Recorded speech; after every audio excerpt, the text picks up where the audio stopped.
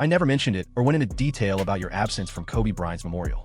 The service for Kobe was an incredibly poignant event in NBA history. However, the guest list revealed an entirely different narrative.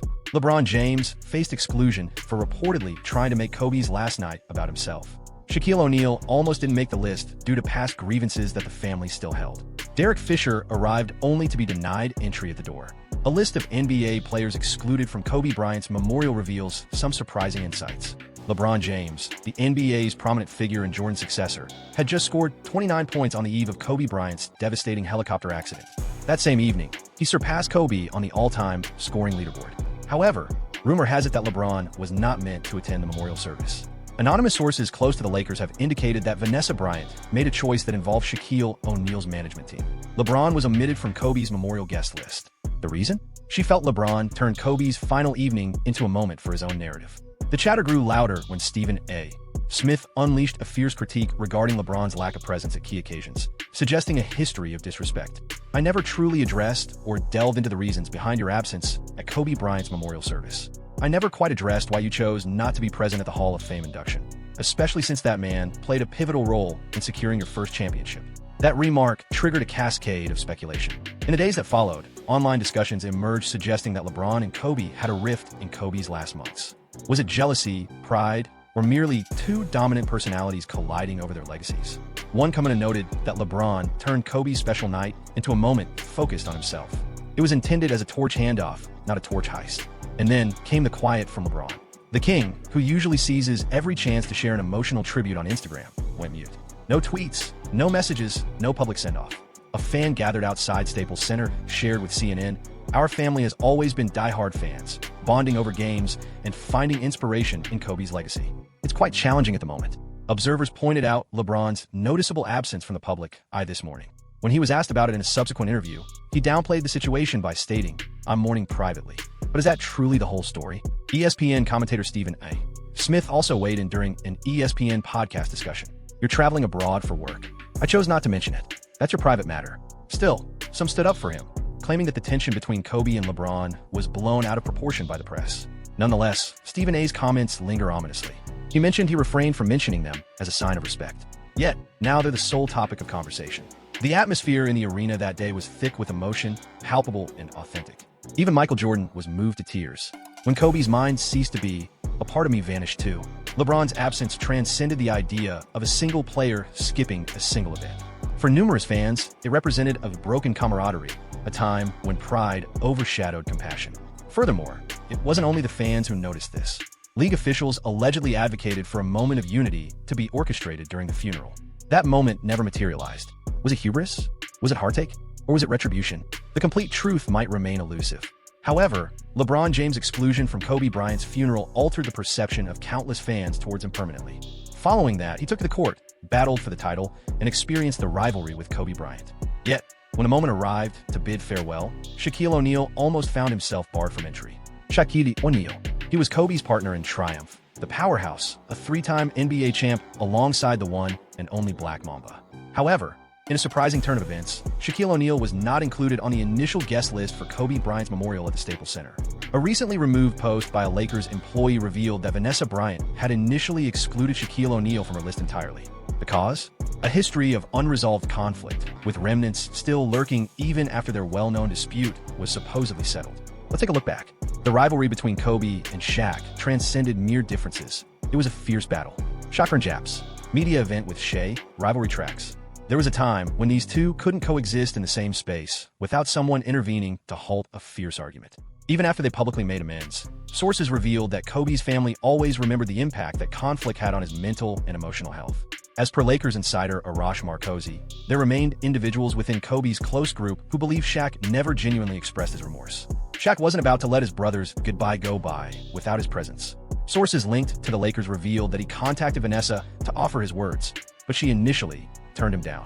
It took intervention from Kobe's parents, who reminded her of the years Shaq and Kobe crafted the Lakers' legacy, for her to eventually consent to his speech. When he finally took the stage, it became a moment to cherish. Like with many siblings, we had our squabbles, clashes, and playful jabs, all part of our rivalry. Still, I wouldn't have sensed it was off when the cameras shut down. We'd exchange a cheeky glance and grin, ready to stir things up. Shaq absolutely nailed it with that remark. Sure, there's no I in team, yet there's definitely a me in it. It was quintessential Kobe. It was quintessential Shaq. Yet beneath the joy, the atmosphere carried the heaviness of remorse. Numerous fans online resonated with Shaq, expressing their thoughts that he hadn't spoken out sooner. A Twitter user remarked that if Shaq needed to seek permission to be there, the rift within the family runs more profound than what we thought. Following the memorial service, Shaq shared with ESPN the profound impact Kobe's passing had on him. "I lost a brother, a teammate, a part of my very being." The most heartbreaking part, though, is that they had only recently begun to reconnect, and Kobe's abrupt death robbed them of the opportunity for a complete mending of their bond. Nevertheless, Shaq was able to have his moment. He was able to bid farewell. Many did not have that chance. Next up, a Lakers icon, a five-time champ, a person many expected to be in the front row. Yet, upon arrival, security instructed him to leave. Derek Fisher, Kobe's co-leader and a reliable shooter, proudly claimed 5 NBA championship titles during his time with the Lakers. To Derek, his bond with Kobe transcended mere teammate status. He considered them brothers. However, account from those present and confirmed by a local journalist at the Staples Center event revealed that Derek Fisher showed up at the memorial, only to be denied entry at the entrance. He had not been given an authenticated invitation. In an environment meant to evoke a sense of kinship, Fisher felt like an intruder. The cause? Insiders connected to the Bryant family suggest it all came down to a single term: treachery. Kobe and Fisher were once the best of friends. However, after retirement, Fisher found himself embroiled in significant off-court drama, notably his widely publicized romance with the ex-spouse of former Lakers player Matt Barnes. This caused a rift within the close-knit Lakers community. In the later years of his life, Kobe reportedly pulled away from Fisher. Though he didn't speak about it openly, those close to him suggest he believed Fisher had breached their mutual understanding. A former teammate, speaking off the record to The Athletic, mentioned that Kobe despised drama. To him, D-Fish had turned into drama. This was not the kind of influence Kobe wanted for his daughters. Yet numerous fans were furious, given that Fisher had been a part of some of the team's most memorable highlights with Kobe, such as the iconic 0.4-second game-winning shot against the Spurs. After a discussion on Undisputed, Shannon Sharp expressed astonishment. "Are you saying Derek Fisher was barred from the venue entirely? That's harsh." To make matters worse, Fisher never spoke about the situation in public. No updates, no remarks, no conversations. It felt as if he slipped into the depths of Laker lore. Yet, for countless supporters, the lingering query is whether Fisher's silence was a subtle plea or a visible reprimand. Up next, a past MVP, once a teammate, now an adversary. And among the most surprising disclosures, he was forewarned. "Arrive, and you'll be shown the door." Dwight Howard, once considered the heir to Kobe's legacy, Howard was a dominant center known for his exceptional athletic ability and constant grin. However, upon joining the Lakers in 2012, that grin vanished. Kobe lacked respect for him, never trusted him, and, as insiders reveal, never truly moved past it. After Kobe's tragic death, Dwight shared an extensive tribute on Instagram, leading fans to believe he would attend the funeral. However, insiders reveal that Vanessa Bryant specifically directed the security team to be vigilant. If Dwight Howard appeared uninvited, he was to be removed. It was a harsh decision, but not without justification. A rivalry that was overt, brutal, and intensely personal erupted in a notorious matchup between the Lakers and Rockets. During this game, cameras captured Kobe labeling Dwight Howard as the softest big man in his career. In a post-game interview, Kobe reaffirmed this sentiment with his remark, "He's soft, I understand who he is. He can't contend with me." The repercussions of this incident reverberated for years, with teammates asserting that Kobe perceived Dwight as lackadaisical, unmotivated, and treacherous. He wasn't merely miffed, he felt disrespected. Thus, when a moment arrived to celebrate the Mamba, Dwight found himself omitted from all guest lists. As stated by ESPN journalist Ramona Shelburne, he wasn't informed of the funeral's date until the day it occurred. Fans took note and responded with criticism. A Reddit thread that has since gone viral, amassing over 10,000 upvotes, dubbed it Kobe's last rejection. Even in his passing, Kobe prevented Dwight from dominating the paint. To his credit, Dwight has made efforts to progress. In a subsequent interview, he expressed, "I had no expectations. I grieved in my own manner. I cherished Kobe. Though his feelings for me weren't always mutual, my love for him remained steadfast. However, the fact that I was denied entry into the building clearly indicates the extent of that lingering resentment. This wasn't merely a personal grudge from Kobe. It carried a significant meaning from the Bryant family. Wearing that jersey didn't guarantee one earn the Mamba's admiration." Up next is one of the top scorers in the sport, a Hall of Famer who asserts he has been removed from the narrative of Kobe. Carmelo Anthony. With a shared past, drafted only 7 years apart, they were intense Olympic allies and good friends. Yet, during Kobe's memorial at Staples Center in 2020, Carmelo was absent. Melo insists that his absence was not his decision. In a way, the part cut from his podcast revealed a shocking truth. "I was left out of the loop. I anticipated the call.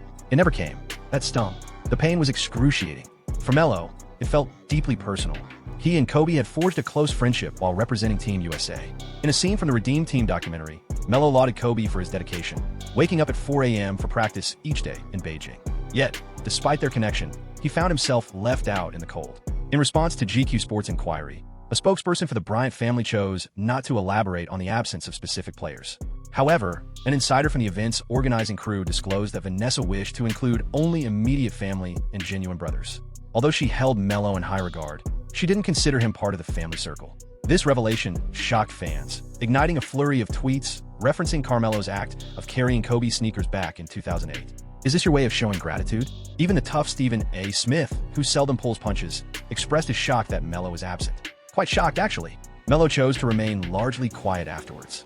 However, in a heartfelt segment on All the Smoke with Matt Barnes and Steven Jackson, he alluded to unresolved hurt. That funeral revealed to me who my true friends were and who were not. Being left out was a painful betrayal for someone once dubbed Kobe's go-to-wing scorer.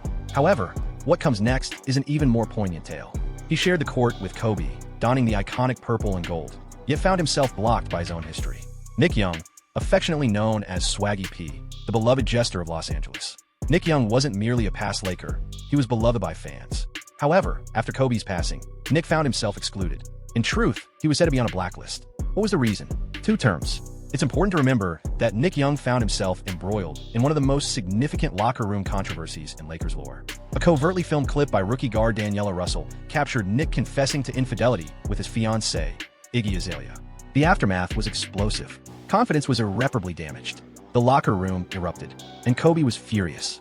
In a discussion just days after the controversy emerged, Kobe was questioned about the event. He spoke candidly. "That's not how we play Lakers basketball.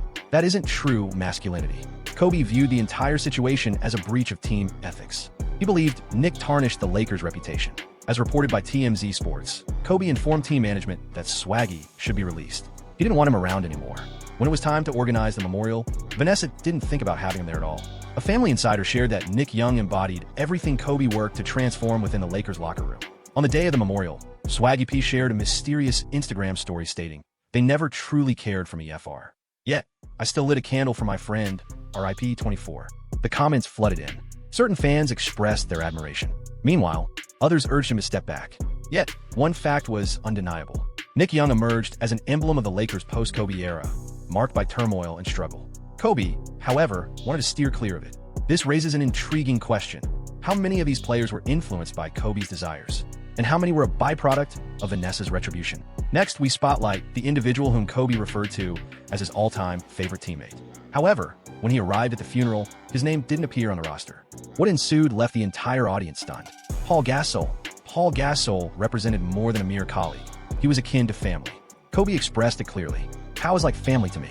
However, on Memorial Day, Gasol's name was missing from the printed attendee list. Sources at the Staples Center during pre-check reported that this oversight triggered confusion at the entrance. Security, tasked with admitting only those on the official list to the private memorial area, paused all entry at the gates. An astonished hush enveloped the gathering as one of Kobe's closest confidants lingered, clearly bewildered. Then, akin to a scene from a film, Natalia Bryant, Kobe's firstborn, stepped in. A Paul Center staff member revealed to ESPN on condition of anonymity that Natalia dashed to the entrance, embraced Paul, and declared, "My father would never treat you this way." Paul was swiftly allowed inside, and as he settled into his seat, the audience erupted in applause. It was an authentic, candid instance of genuine affection, the type of connection that characterized Kobe and Paul's dynamic both during games and in life. Michael Jordan acknowledged Paul in his tribute, referring to him as one of the true, genuine souls embodying Kobe's love.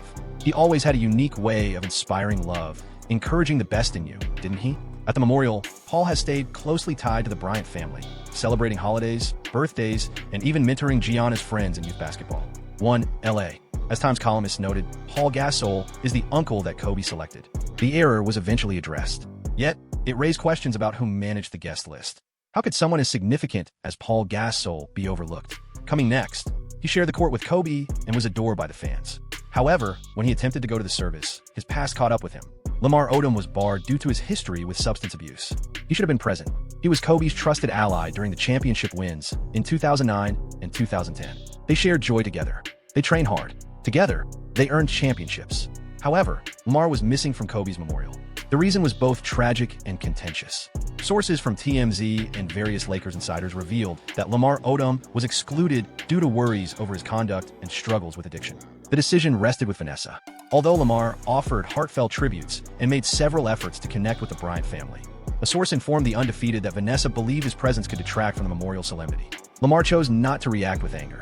Instead, he shared a poignant video on Instagram that captured widespread attention. "I long for your presence. Each and every day, I feel your absence. I trust you're up there guiding Gigi. I hope I've done you justice." Yet, it was a different remark that caught everyone's attention. "I understand why I wasn't included, but it stings nonetheless." The sorrow here goes beyond mere funeral arrangements. Lamar publicly acknowledges that Kobe played a crucial role in rescuing both his career and his existence. During Lamar's descent into addiction, it was Kobe who pulled him aside to say, "You can either face shame and perish or rise and reclaim your greatness." In his narrative, Darkness to Light, Lamar shares that Kobe always believed in him, even when he lost faith in himself. However, the most painful truth is that Lamar was convinced he'd find the closure that never arrived. Thus, he grieves from a distance, like an echo of the glory days that have faded. Rising through the ranks is a young point guard, a budding talent. Meanwhile, another man, often regarded as having insulted Kobe's legacy on television, looms large. As he attempted to go to the funeral, he was promptly ejected from a queue. D'Angelo Russell faced rejection at the entrance. This incident continues to stir discussion. The second overall selection of the 2015 NBA draft, D'Angelo Russell was expected to lead the Lakers into a new chapter. However, his stint in Los Angeles was brief and fraught with controversy. When he attempted to attend Kobe's funeral, the response was immediate, clear, and shaming. Numerous fans and guests at Staples Center shared on X, previously known as Twitter, that Russell came early but was denied entry to the private ceremony. The cause? He wasn't invited. One widely shared post stated, "He really believed he could just blend in as if nothing occurred. They turned him away. Sir, what's with the rejection?" The saga traces back to the notorious Swaggy P affair, when Russell captured Nick Young's secret dialogue about infidelity and made it public. Kobe was said to loathe the controversy, labeling it a violation of brotherhood. The atmosphere in the locker room changed dramatically. Trust evaporated. By the following season, Russell found himself with the Brooklyn Nets. While he later stated he held great admiration for Kobe, the hurt was already inflicted. "Kobe set the bar, and I fell short of it." The Bryant family, however, remembered everything. A staff member from the Lakers revealed to The Athletic that Russell's name was absent from any tribute lists, neither public nor private. "We were instructed to stay away from him. No exceptions." Russell has never addressed the event openly. Maybe he has moved past it, or maybe he understands he was never truly part of Kobe's life in the first place. Next, we'll hear from a man who played a significant role in Kobe Bryant's upbringing, a former teammate who acted like an older sibling. However, when the moment came to part ways, he was left in the lurch. Karl Malone faced the silent treatment despite their common Olympic background. He was known as one of the most powerful forwards in NBA lore and had a short stint playing alongside Kobe Bryant during the 2003 to 2004 Lakers campaign. While they seemed to have mutual respect on the surface, beneath it all, tensions rose and Kobe couldn't shake it off. In 2004, speculation began to spread that Karl had made unwelcome remarks to Vanessa Bryant during a match. Kobe faced Malone head-on regarding the issue and subsequently informed the media, stating he had made comments about my wife that I found unacceptable. That marked their final communication. In the aftermath of Kobe's death, Karl didn't share any tribute, grant any interviews, or make an appearance. However, an interesting detail emerged. An anonymous funeral planner revealed to Undefeated that Malone had attempted to attend the service but was informed it wasn't feasible. The family stood united, leaving Karl out in the cold. The news spread among fans online. Karl overstepped with Vanessa. He dodged a bullet, as Kobe might have acted first. Even with their Olympic gold medal together in 2008, Malone found himself on the fringe. And in this instance, justifiably so. Up next, a point guard who guided Kobe during his rookie season until a controversy severed their bond for good. Gary Payton found himself excluded after a clash regarding Mamba mentality. Payton was among the select veterans whom Kobe Bryant openly respected as an emerging athlete. They teamed up on the 2004 Lakers super team, and supporters believed their connection was strong. However, beneath the surface, turmoil brewed. As detailed in Phil Jackson's book The Last Season, sources reveal that Kobe and Gary often found themselves at odds over dedication and approach to the game. Kobe considered Payton too laid back, while Payton viewed Kobe as overly intense. The breaking point seemingly arrived during a practice session when Kobe referred to Payton as a clown in a tense moment. In due time, Payton sought to reconcile. He addressed Kobe with reverence on several instances. Yet, when the funeral arrived, his name was absent from the invitation list. No homage, no post, no statement. This did not escape the notice of fans. A Twitter user remarked, "So Gary Payton didn't even get a seat?" Unbelievable. This group may be subtle, yet their sound is unmistakable. Kobe held respect for few, and GP wasn't among them. Now we move from the glove to the individual who guided Kobe outside the game, only to be silently sidelined. Smush Parker, the most disliked teammate of Kobe, left with no chance for redemption. No player irked Kobe more than Smush Parker. Between 2005 and 2007, Parker was the starting point guard paired with Kobe. Yet, his own mother claimed he had no place in the NBA. Kobe shared with Stephen A. Smith that the family sought to sidestep any insincere vibes. Smush was at the forefront. He later shared with Bleacher Report, "I wish things had unfolded differently, yet I always held him in high regard." Unfortunately, it was merely an afterthought. For the Mamba, respect was measured by effort, not by empty phrases. Up next are the last 3 unexpected additions that astonished even the die-hard followers. 3 individuals who undeniably deserved a spot, but never received an opportunity. Andrew Bynum faced quiet exclusion due to his 2012 controversies. The youngest player to step on an NBA court, Bynum spent his formative years overshadowed by Kobe. At moments, he displayed remarkable potential. However, his lack of maturity and inflated ego became widely known. In 2012, Bynum faced multiple fines for defying authority and poor practice effort. Kobe reached his limit. One coach revealed to the media that Kobe warned the management, "Deal him or I'm gone." It escalated to that level. Bynum left shortly after. Following Kobe's passing, he reached out privately, but was not welcomed at the memorial. A source shared that Vanessa reportedly informed the organizers. He showed no concern while Kobe was living. Now he doesn't have the right to act otherwise. The Mamba mentality embodies strict commitment. Bynum provided a stark contrast. Matt Barnes faced backlash for mentioning the family. Recognized for his intensity, defensive prowess, and unwavering loyalty, Barnes shared a bond of mutual admiration with Kobe. However, he committed the cardinal sin by publicly referencing Kobe's family. During a 2018 conversation, Barnes suggested that Kobe and Vanessa faced challenges that remained hidden from public view. That statement alone created a definitive separation. When a funeral took place, Matt Barnes was absent. When questioned about it on the All the Smoke podcast, he kept his response succinct. "I suppose I revealed too much." At times, silence embodies respect. Ron Artest encountered a global peace. He was unaware of the specific date. He made one of the most memorable shots in Lakers legacy.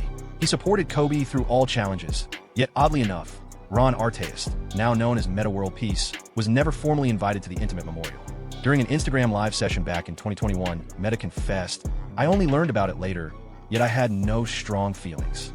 It's Kobe. He's my brother for life." While he wasn't bothered, the fans certainly were. Hold up, Meta never received any prior notice. Dude, this was entirely about politics. Those who stood by you during the struggle are ignored during the celebration. Meta didn't require a ticket to bid farewell. He bore his goodbye every single day. Appreciate you tuning in, everyone. That's enough for the moment. If you'd like more content like this, don't forget to click on the card displayed on your screen.